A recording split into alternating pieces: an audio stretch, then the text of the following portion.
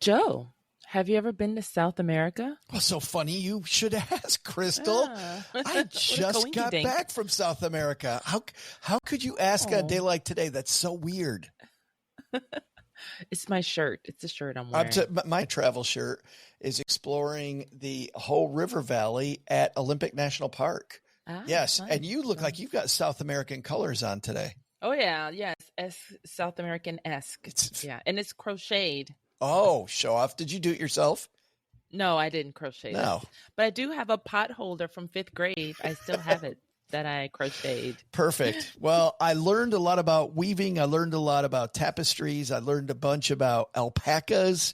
I learned about llamas. On today's show, Peru, Lima, Cusco, the Sacred Valley, including, of course, the great Machu Picchu, one of the 7 wonders of the world. And at the end, we went to Santiago, Chile. We'll share details of my recent adventure, literally an adventure. We'll talk about why it's literally an adventure to these iconic places.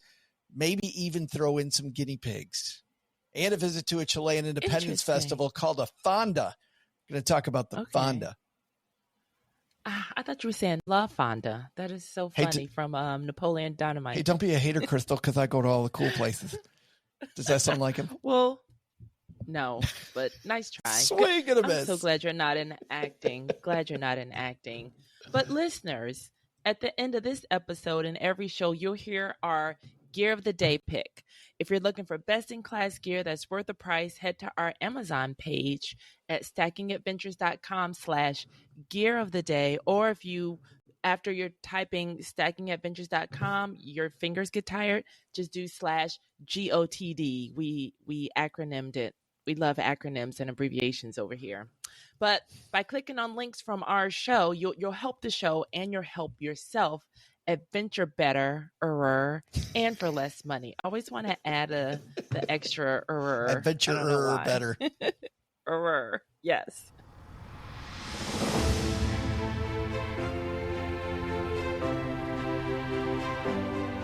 Ready for adventure? From vacation to staycation, and from the mountains to the beach. This is the Stacking Adventures podcast.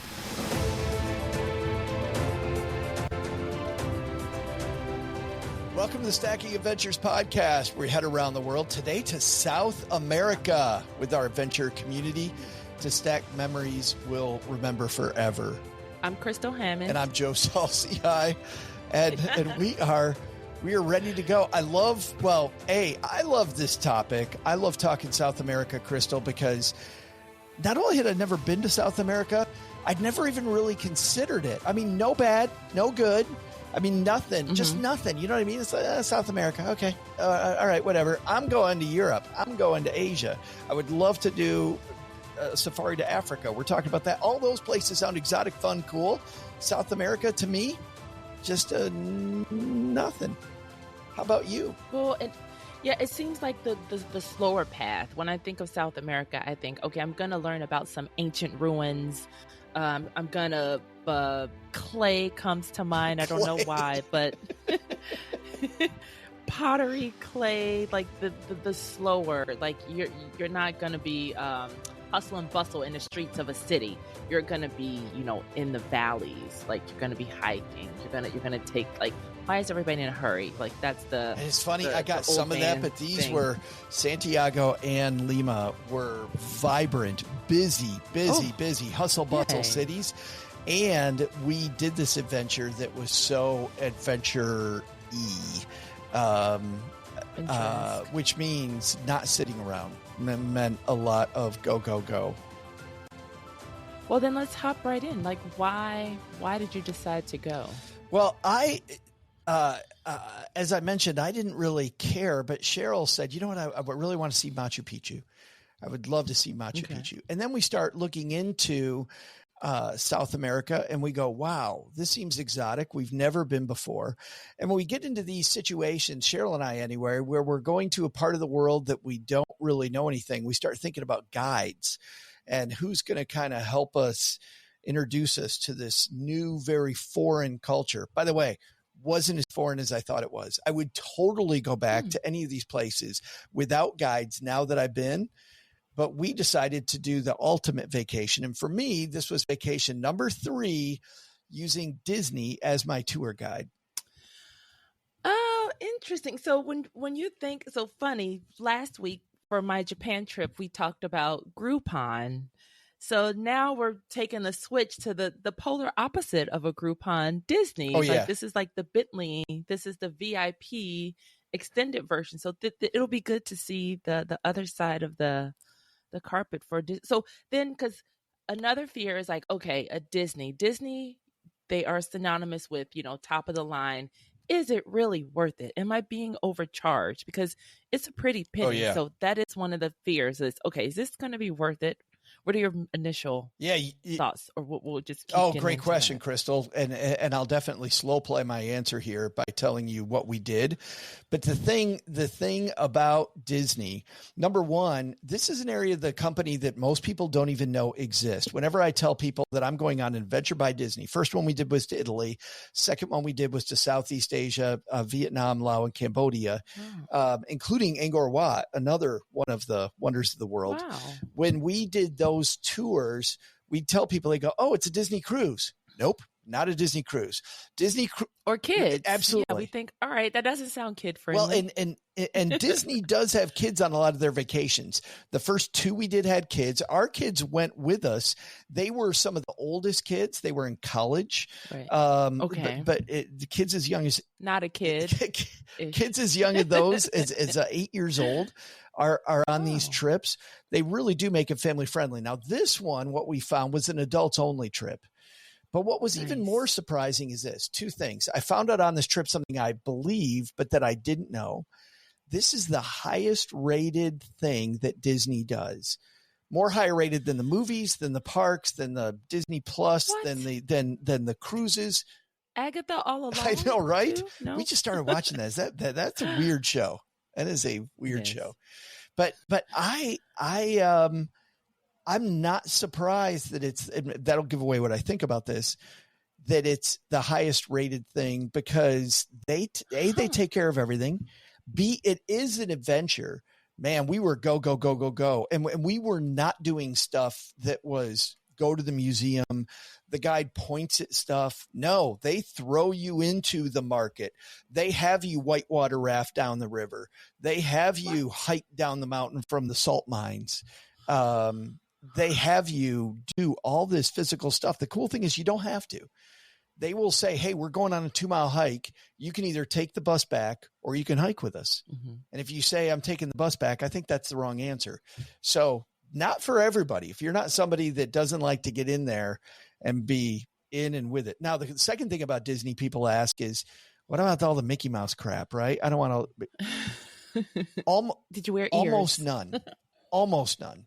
I don't want to give away all the surprises, because what Disney likes to do, the thing they do that is Disney, is they love to surprise you every day with this stuff. And I'll give you an example of a surprise.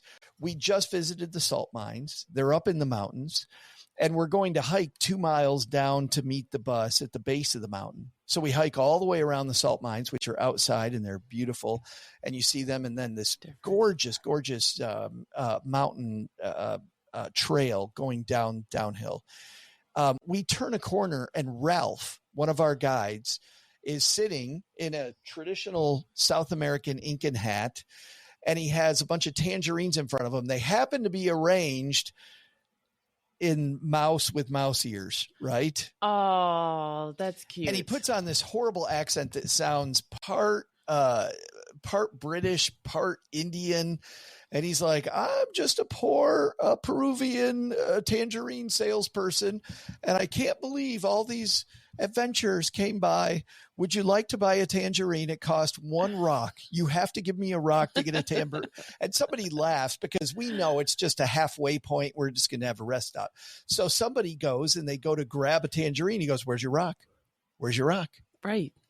And so here I am, 56 years old. I'm looking for a rock to hand to Ralph so that I can get my tangerine. And everybody got into it. It was so fun. They did stuff like that every day. They had wild pictures, funny pictures, just surprises wherever you go. So I did like Disney. I'm a big fan, but to your point, Crystal, it's a ton of money. It is a ton of money, but I will tell you 3 of the best trips I've ever taken where I felt like I got to meet people. A lot of the problem I've had with tours, I don't meet anybody from the cultures. They kind of keep you at an arm's length and you just kind of do what the tour does. No, man, they throw you in there with the people. You're meeting the people, you're doing the stuff, you are in it. And when you come home, you really feel like you felt Peru, which I really enjoyed. Ooh. Oh, that's great. So you got your money's worth. And then, so how was the planning from Texarkana? Yeah. Well, the good news is the Disney stuff, they take care of all that. And they tell you that on day one. They said, listen, every day, all you got to do is show up. You write a check, you show up. Airfare is not included. You got to get yourself there. A cool thing on the way back, Crystal, we booked ourselves on the way home because it was an all-night flight, premium economy. And I have to tell you, we did this also on the way home from Bali last year when I was speaking at a financial independence conference. Premium economy, a lot cheaper than those lay flat business class seats. Mm-hmm. But they are like, domestic first class when I'm always walking by all these wide seats and, nice big screens. You get the wide seat and there's plenty of room to stretch out. We also got lounge access because we were on premium economy on the way home. So we got to relax, get ready for it. I had a glass of wine before I got on the plane, had good food, get on the plane. I've got a nice wide seat, slept fine all night. Didn't get to lay down, didn't get to lay flat, but my seat was big enough that I felt very comfortable. So the flight. So was that a flight deal? It was not. It was not. We just paid for premium economy. We just did one step up, and I would highly recommend that because Santiago back to Miami was a 7-hour flight. So that's a long time. Okay. I think you get over 5-6 hours. It's definitely worth the upgrade. I like saving, like we talked to Lee Huffman, I like saving my points for upgrades. Next year, we're going to do another Disney trip to Greece. When we do Greece, I am doing the lay flat seats, and I'm going to use all my points to get the lay flat seats. I flew direct from Greece from here in regular seats. It wasn't horrible, but you have a longer trip from Texarkana. I'm pretty sure. It's a couple more hours, but seriously, it isn't horrible taking economy, and you can do it. I took economy when we went to Italy. The first day I was a zombie. But it's cool. I did the lay flat last year, when we went to Bali, and I got to Hong Kong at 5 a.m. after all, 17 hours on this plane. And I felt refreshed. I had 8 hours of sleep. We went to Hong Kong Disney that day because we felt very refreshed. So I certainly like the lay flat when you go international. Got it. And so, and then another, what about the accommodations? How did you find your accommodations? We're leading up to a break, and then we're going to talk about the grand highlights. Absolutely. Well, the hotels, Disney chooses phenomenal hotels. In fact, on the first day, as you're meeting everybody, you really get to know these people really well. We went in with 35 people who were strangers, left with all these brand new friends. In fact, Disney set up a WhatsApp group with everybody. I've been home for 10 days. There's still everybody chatting together on the WhatsApp.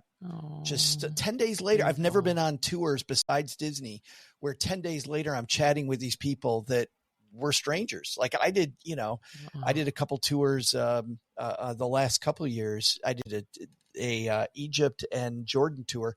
Second we left, I don't remember any of those people. Like I don't remember if you remember any of your Japan people really.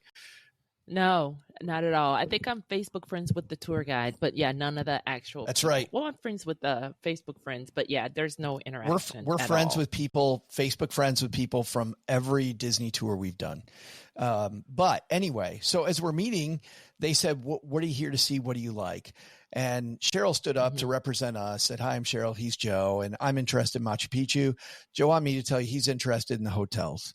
And everybody started laughing. But then at the end, they have this thing of what did you like? The hotels.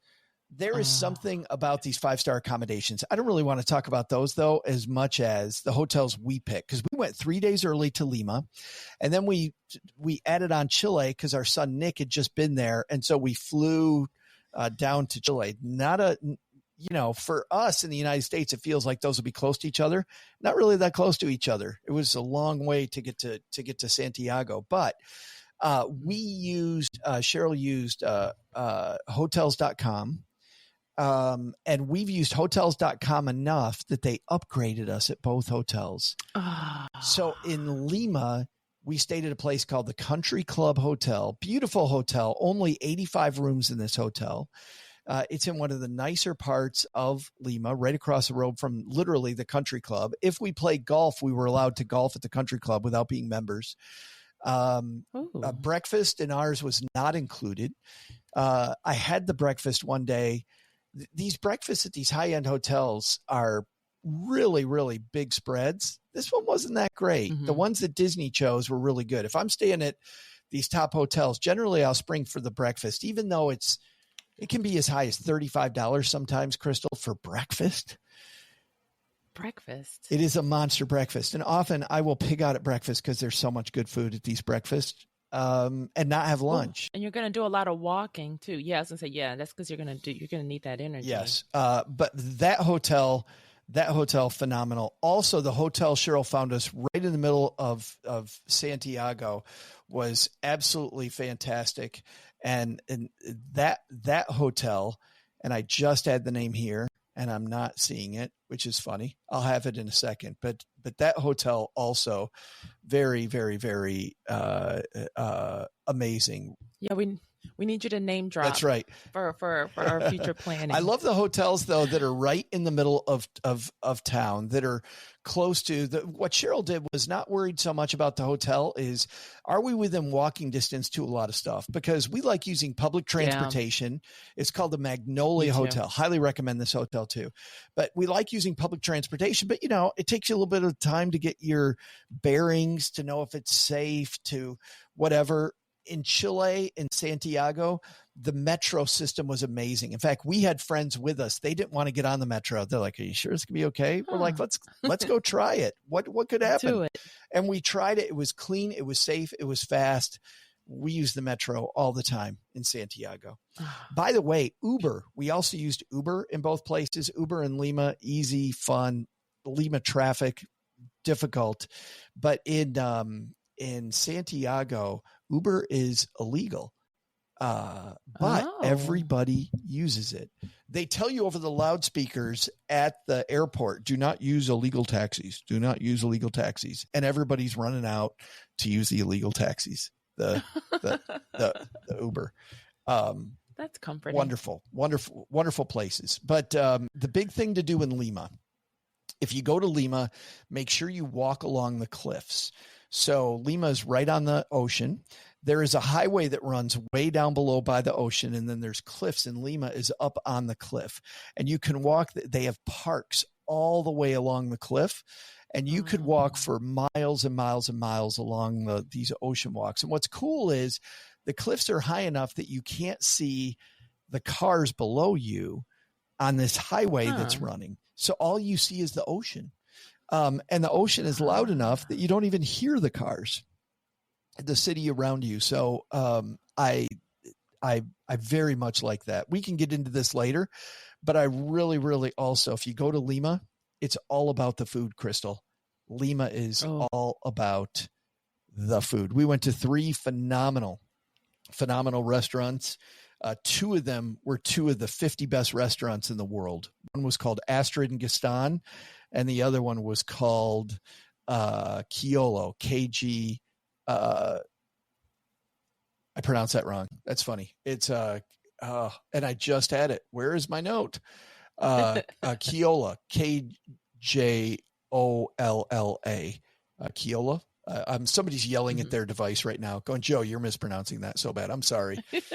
All wrong. Yes, but just wonderful restaurant experiences. Astrid and Gaston, Crystal, 4.5 hours of food.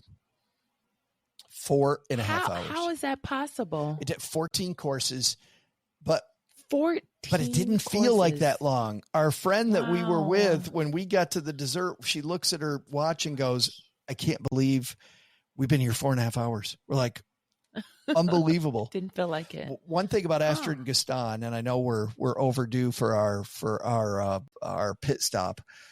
I'll just tell this story. So one of the courses they bring out is their tribute to Peking duck. And it looks, if you've ever had Peking duck, it's just a little, they have it as a little square and you can see the little fatty layer, and it is, but duck is so delicious. And I've had it at good restaurants in Detroit when we lived there, but they have it with some escargot on top and a few other things, some, carrots and whatever. And on the bottom around it, it's on a little, very, very light, dark taco looking thing. And he said, you eat this like a taco, just pick it up with your hands. Sommelier comes over and tells us about the wine pairing, and we eat this tribute to duck, and it is so good. It is so unbelievable. I want to make it clear for the listeners that I'm shaking my head. No, I've never had Peking duck. You have not. Go ahead. Oh, no. It's so good. Yeah, you would really like it. You're looking at me like, no, thank you. Mm-mm. Like right, you don't tell us about this bite. Like you don't want it. So I eat it. It tastes every bit as good as duck that I've had in the past. Duck is delicious. And we get done, and the waiter comes back and goes, "How did you like your tribute to duck?" And we go, "Oh my, that's so good." He goes, "Yeah, that's our take on Peking duck. I don't really like bait and switching people, but that's what we just did to you. You just ate guinea pig." Guinea pig in Peru, they eat. Guinea pig. So is that it tastes like chicken equivalent? It is. In fact, we got this little guinea pig while we were in Peru. People that are listening, you just have to imagine the cutest, furriest thing. And he is very cute, and he's also delicious. He's also delicious, Crystal. Oh, so did it taste like chicken? No, it tasted like duck. It did. It tasted like duck. And we had it again later. It's funny. So at Astor and Gaston at the restaurant, they surprised us. The next day with Disney, they did it again. We had a traditional meal, our first day with Disney, where they took these rocks. You've probably seen this on travel shows or on cooking shows in South America a lot. This is cool, great cooking. They heat these rocks up to about 1,200 degrees. They dig a pit in the ground. They put the rocks in the pit. They put all the food in, and then they bury it. And then for 45 minutes, all your food is buried, and it's getting cooked in this pit. And then they unbury it, and then you eat it. Well, they showed us the first day with Disney. Every time Disney gave us guinea pig, they told you, you're eating guinea pig. Okay. Disney didn't play that game. No. Right. That's good. Iceland, we had the bread. I had that bread that's baked in the earth in the ground. That was really delicious. But they didn't have to heat any rocks. It's just that hot down there. Isn't that incredible? That's even crazier. Yeah, but it was delicious. Did you go to the hot bath, the hot springs too? Oh yeah. Yeah. We were only there for 24 hours, so we didn't get to do any of that. Yep. I was there for 18 hours, so I did a 10-hour tour, and the last stop was the bath. So I was like, yay, I get to have a bath. I was on my way somewhere else, but now this is a perfect time for our pit stop.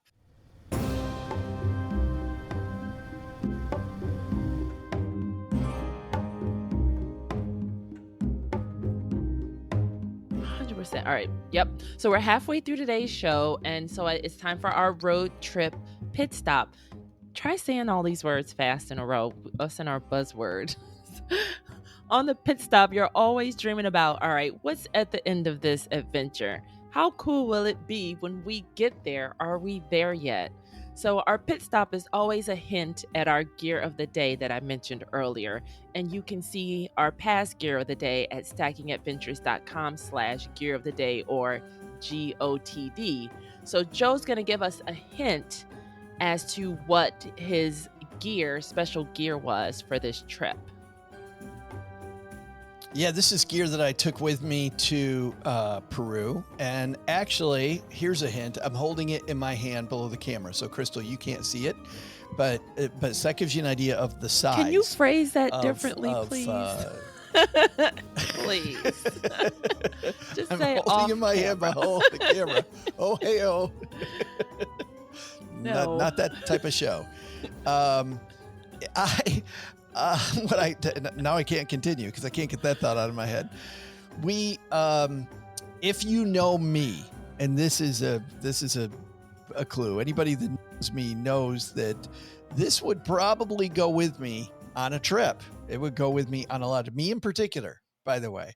So this is not a backpack. You know, I did backpack to Nepal. This is not that. But this type of thing, all you got to do, by the way, is guess the type of thing, because you're not going to guess the actual thing that it is. For extra credit, though, for people that know what I'm talking about, you can generally find this gear with me on a trip. This gear also, if you can guess the actual thing, this thing had a lot to do with the trip specifically we were on, including the animals that we found around us in Peru and in Chile. And I'll give you a hint. It isn't a guinea pig. Guinea pig's beautiful and delicious, but not a guinea pig. Kids, don't try this at home if you have a guinea pig. We're going to have the PETA people after us. Yeah. Oh, no. Junior, what are you doing with the guinea pig? Oh, no. All right. They said on Stacking Adventures they were great. Well, I thought I knew what it was, but then you threw me off with the animal thing, because then it's like, are you carrying snacks to feed the animals? But at first, when you said, if you know me, I just knew it was some kind of a board game. That's what I Well, we'll have Crystal take a swing. Think about that for a second while we go to our commercial. We will be right back after a couple commercials from the people that help us make this free for you.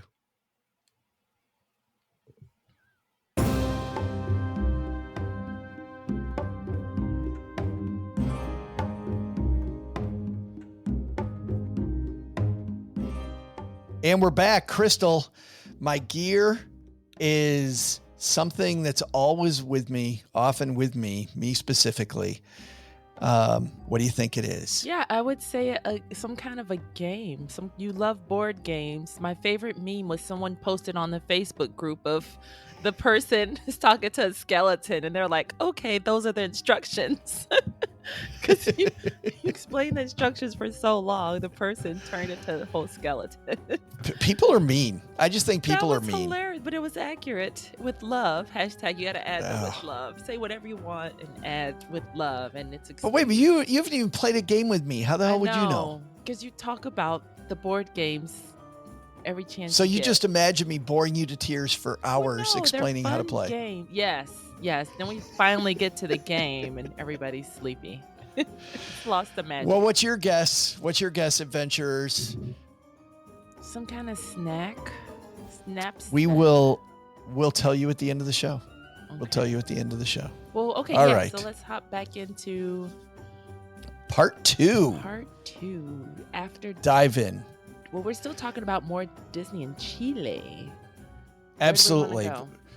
Why don't I explain what happened with the Disney tour? So Disney met us after these wonderful restaurants we went to. Chiole, the one I can't remember that was it was hungry. Great. It was great food, but and Astrid and Gaston, after our culinary adventure and walking along the cliffs, visiting an old pre-Incan site right in the middle of Lima, we then get met by Disney. We transfer hotels, but the very next morning we fly from Lima to Cusco. Disney had nothing to do with Lima except for that's where everybody flies into. So then we take the flight to Cusco. Cusco immediately it's at altitude. So you feel a little bit tired, which is why we didn't go to Machu Picchu till day 5. They were really getting us acclimated to the difference in height. We're now at 9, 10, and 11,000 feet, depending on the day and what we did. But when we get there, we have this wonderful picnic, and then we learn about weaving from a woman who was on the cover of South American Vogue, because she's keeping these traditions of weaving alive, and they show us how they make all these wonderful different colors. So what I wanted to do was get a blanket. I'd love an alpaca blanket. Like, this would be fantastic. So I go to buy one from this woman, and this also is a Disney thing. Disney is not. Now, a lot of people that have been to Peru will tell you, they're like, oh yeah, we did the thing where we saw the weaving. And I see trips that do that. We went to the South American Vogue lady one. Right. The grand. So I went to buy a blanket there. It was $750. So later on, though, Disney's not always high end. Later on, they then take us to the Temple of the Sun, this beautiful sun temple. We got to walk up this big mountain.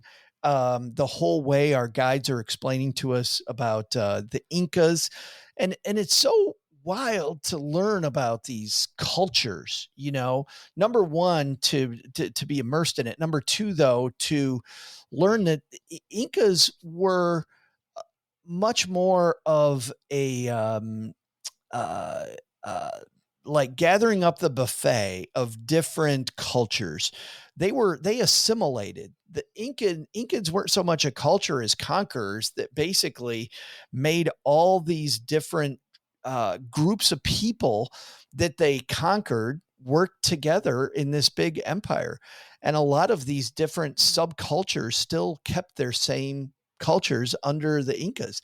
Incas also weren't around for all that long. If I remember this right, not that much longer than 100 years. They were right in the middle of really, really getting their mojo going when the Spanish showed up. And the Spanish ruined everything.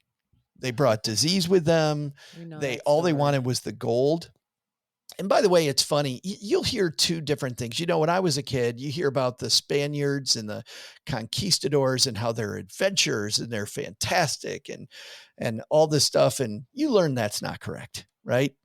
These people were very Eurocentric, wanted to put Christianity on everything, while at the same time doing a bunch of stuff that doesn't seem very Christian, right? We want to take all your gold. We want to kill people that don't agree with our point of view. You will become Christian or you will die. The horrible atrocities. Yeah, the horrible atrocities. But the Incas also, the Incas had their own atrocities. They weren't necessarily, it's not like the bad guys came, you know what I mean? The evil empire came, took over. The Incas often did things that were not noble and great, and they could be vicious and awful as well. So that concludes our history lesson. Yeah, while Pizarro, maybe not the world's best person, but I love it because isn't history really messy? It is. I mean, history truly is messy. And anyway, so we went there. We went to Machu Picchu, though. We go to this site, and you have to go up this road. You either hike in, like my son did, or a lot of people do. You take the Inca Trail or another trail from the Amazon side in, or you go up this, up in these buses, up this like sheer switchback cliff thing. This bus ride, Crystal, I felt like they were going 9,000 miles an hour up this road that if he makes one mistake, we are going down the cliff. The day after we left, worldwide news, a bus fell off the cliff. Oh, that is scary. And now I can see why people won't want to take the bus, right? Wouldn't. I get it. Why? They'll be like, no, but you know what's funny? 35 people on this bus, I believe, roughly 30, 35 people on this bus. Some broken arms, broken legs, broken ribs. Nobody died. Oh, good. Okay. The one person that died is somebody that decided they were walking up because they didn't want to take the bus, and the bus fell on them. I don't even know how that is crazy. I know. You get to Machu Picchu, you can't see all of it anymore. They have 4 separate tours. Disney, of course, in charge. Another reason to go high-end tour, because they book you on the one that they already shows you the main, quote, best stuff, the highlights. I don't think there is one tour that's necessarily best, but this will give you more of the highlights. Well, then that's another thing for booking the Disney is there's things you wouldn't have thought about that, some people want to just do, they think they can do Machu Picchu, a quick trip, but no, you had to wait the 5 days to make sure, you get acclimated to the altitudes. Like, that's very smart. That's safety.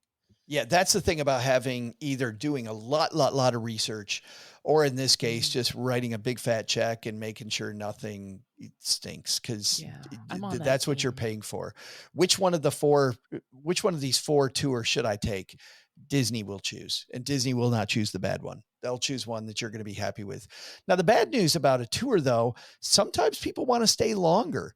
Like Disney, we were there for maybe 3 hours at Machu Picchu. If you wanted to stay longer, you could have, if you weren't on a tour with Disney. If you're with a tour with a bunch of people, and if you want to go quicker, let's say you're like, yeah, I'm not really into this. Nope. You're on the tour. You're doing it at their pace. So that part can stink sometimes. And certainly there were times on the tour where we're waiting for people. We're just waiting for people to do the experience that I already did, or whatever the thing is, or they're telling me about some history that I don't really care about. Yeah. You're like, okay, come on. Like, hey, I'm at the Alamo. I just want to see the basement. That's right.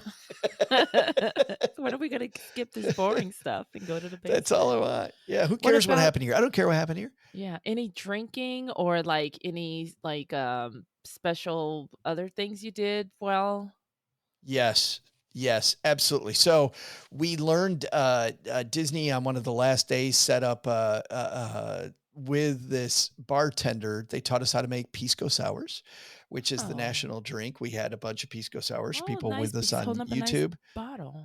That's a cool looking bottle. It is a cool one. This one I actually bought in the U.S.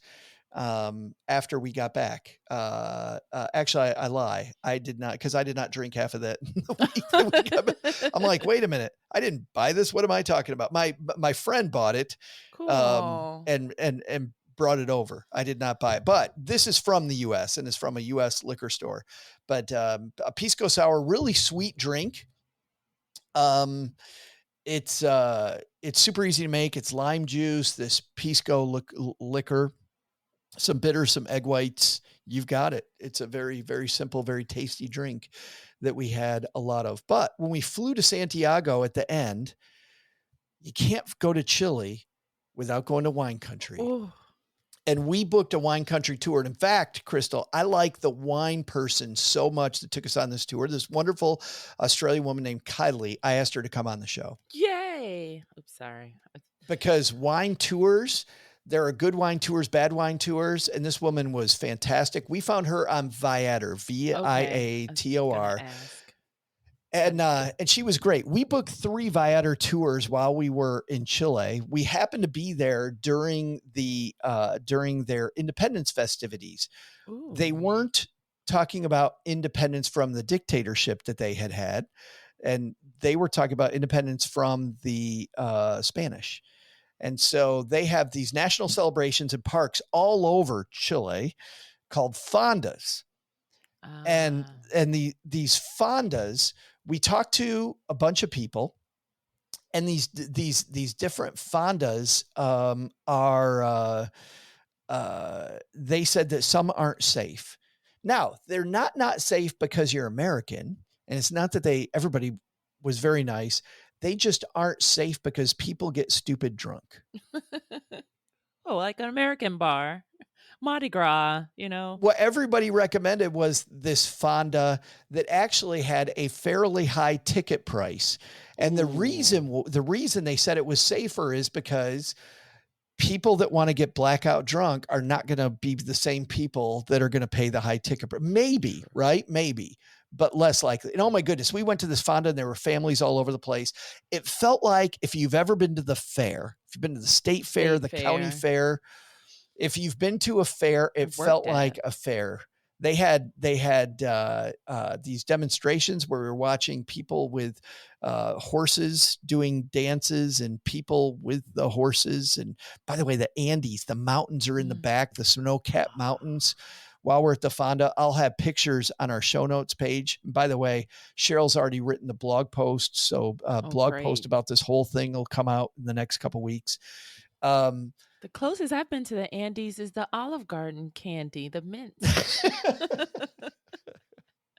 So you saw it in person in 3D. It could be slightly different. But the cool thing about the fonda, let me tell you this. We were the only gringos that we saw there. And when we told people on these Viator tours, because as I was mentioning, we took 3 of them. And this is my point about talking about the fondas, was that when we then were with the locals and they said, so what have you been doing? We said, we went to a fonda. They were so happy that we went and we got involved in their culture. And they're like, oh, did you like it? There's a drink called a Terra, I want to make sure I say this right. Terremoto. And we were warned about the terremoto.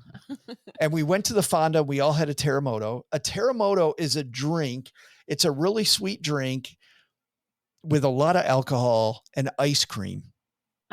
Ouch. My stomach said ouch. It is so good.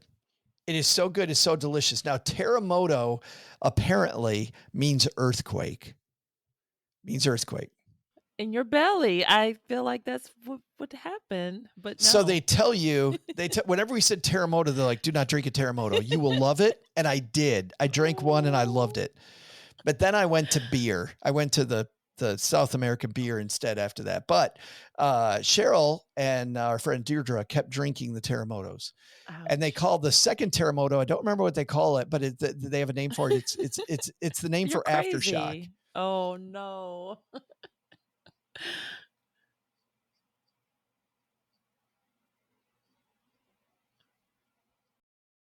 So wine country, great. We took 3 Viator tours though. The big point I want to make to our adventurers, if you're going to use Viator, the one thing, because Disney was so good, it spoiled us. Darn it. And while the wine tour was really good, we took a trip to the sea, which started off really sketchy. We got halfway there and they made us spend half an hour at what I would call the Chilean version of a Buc-ee's. And we had to spend half an hour there. And I know it's because they were being paid by the place, right? To make us money. To just sit there. It was like a big Chilean Walmart gas station kind of place. And then we get to the ocean and he does these quick 5-minute stops. We didn't realize because, and this might be a language barrier thing, most of the trip was a walking tour later. And when it turned into a walking tour, it was great. It was fantastic. But the early parts of the tour were not good. And we didn't pay enough attention to the fact that it was Independence Day. Now, the good news was we ended up going to a fonda. We didn't know we were going to go until we got there. And we're like, well, what can we do?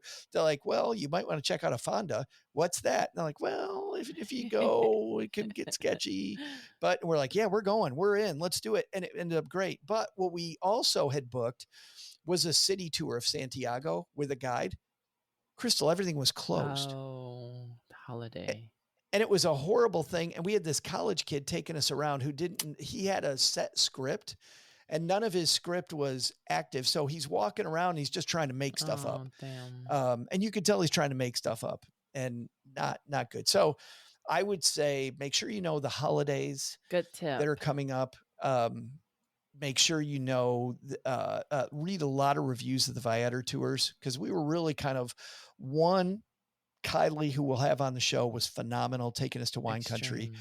The one to the ocean was a 7. And then the city tour was a 2 on a scale of 1 I to used 10. them for 2 tours in Greece and they were both like wild beyond my expectations. They were really great, but that was my first experience with them. Well, and generally they're just an aggregator, right? What happens is for people that don't, Viator, like if Crystal, if you decide to give tours of the DC area, you just list it on Viator and Viator takes a piece of the money from you, but they're all independent people. So it's not like Disney where they're going to provide a Disney experience. There's no Viator experience. It's much more like Airbnb where every Airbnb host is going to be different. Yeah. Or Uber, right? They're the Uber of tours. What have you? Yeah. But I will tell you, to your point, the reason we went to Viator first is like you, I've had great experiences using them to help us book tours. Highly recommend looking into Viator for tours. Cool. Let's see. Keep going. We have what, like I think that's pretty much it. Okay. I mean, I could definitely go all day, but the things to do, if you go to Lima, eat and walk those cliffs. Those are fantastic. We went downtown to the old cathedrals. Downtown Lima is Old Town Lima, kind of dirty, a little sketchier, but you will see Pizarro's bones. You can go in catacombs of an old church, San Francisco, that is just a beautiful old cathedral. Beautiful. Where they've taken these bones and they've rearranged them into artwork. So literally human bones is artwork. If you like that kind of thing, I generally don't. there's that, but eat. When you go to Santiago, I highly recommend doing the wine tour. Find a good wine tour and go to wine country. I found my retirement job. I want to move overseas somewhere and run a wine place or something Well, like wait that. till you meet Kylie, because that's exactly what Kylie did. I'm going to pick her brain. Kylie was in finance and said, I'm done with this. I love it. Yeah. Well, so here's our question for all you adventurers. Have you been to Lima? You've been to Cusco? You've been to the Sacred Valley, which is where we spent a lot of time, or to Santiago, Chile? Give us all of that. And how do they do that, Crystal? We would love for you to head to stackingdeeds.com. Adventures.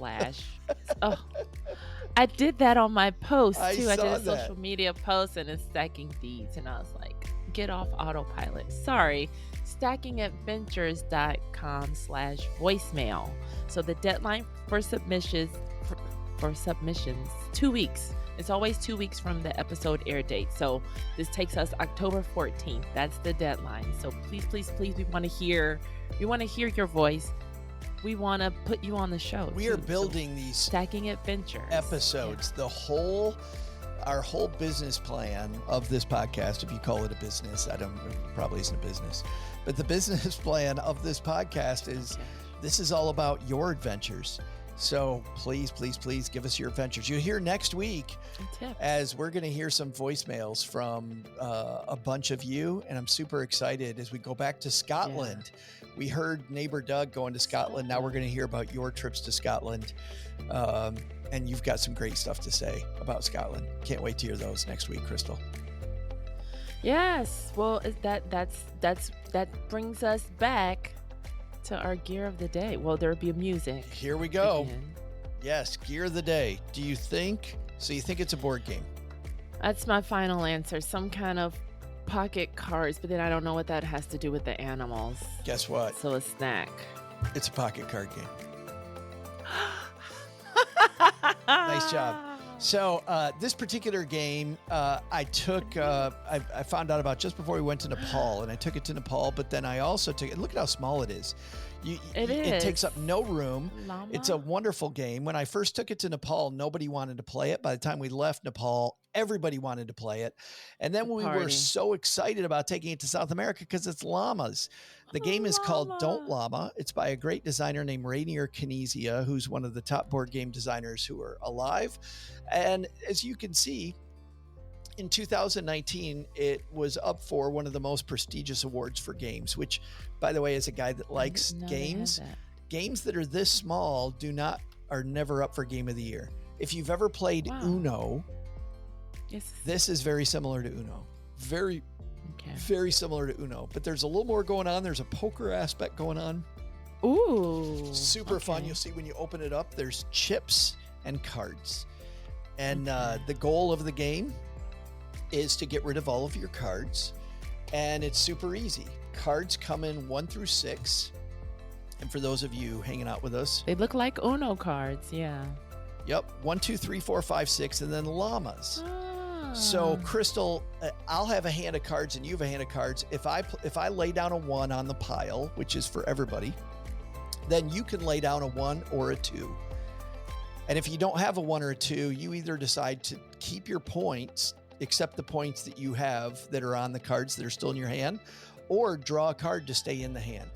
Now, the bad news is if I have my last card go out, whatever points you get are those points toward losing the game. The first person that gets to 40 loses the game. Oh, cool. And then the person that has the least points wins. So you're trying to get the fewest points possible. And here's the little chips with the points. But super easy rules. You can learn the game in 5 minutes. It packs in your backpack. We just learned it. Don't llama. Don't llama. We have underground game nights. I do love game nights. We have them at my favorite restaurant, unofficially, some nights. They're fun. I took this to game night a couple days ago, and I introduced. And these are some people that like more heavy duty games. But at the end of the night, we just got done playing a much more heavy game, and I said, "Hey, let's try this because I think you're gonna like it." Everybody got on Amazon and bought it. Cool. Me too. Immediately. I'm gonna buy it too. Super fun. Don't llama. So we'll put that on the page. If you want to help the show and buy it through us, it's the same price as buying it directly through Amazon. It's just one more link, as Crystal said, stackingadventures.com slash GOTD or Gear of the Day. GOTD. Wonderful. Coming up next week, Crystal, we go back to Scotland. Scotland, mate. Well, I don't know the accent. I'll just stop attempting. But yeah, we're gonna go back in time, but we're gonna hear from our listeners. This is my favorite part. So I'm excited to hear our stories from the listeners. It's super fun. Thanks everybody for hanging out with us today. Annette says, if you want natural hot springs closer to home, visit them in the west coast of Vancouver Island. The pools are right there in the rocks. Oh. She goes back to. Where is that? Vancouver Island is right at the border. I'm going there next year, Annette. So right on the border of Canada between, between Seattle and Vancouver. Okay. Huh. It's a super, by the way, they also have hot springs close to me, Hot Springs National Park, which I've done. And you can do the hot springs in Hot Springs National Park. Yeah. So next time you come visit, Crystal, we'll go to first time. The first time you come visit. Come on, let's go. True. You can see that Texarkana is not a made-up place. I just still don't believe it. Don't believe it. It's Turducken. Texarkana. It's another fake word. I don't know. Too much. On that clever note, thanks for hanging out with us, adventuring with us. She's Crystal. And I'm Joe. He's Joe. Nice job. We'll see you next time we go adventuring. Cheers.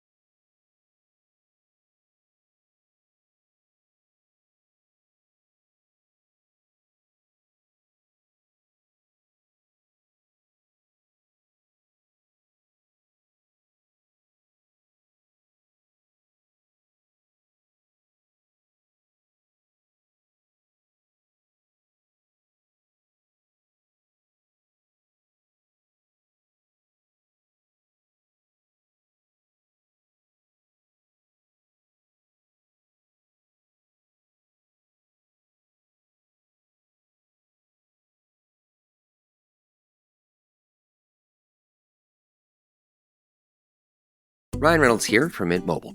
I don't know if you knew this, but anyone can get the same premium wireless for $15 a month plan that I've been enjoying. It's not just for celebrities. So do like I did and have one of your assistants switch you to Mint Mobile today.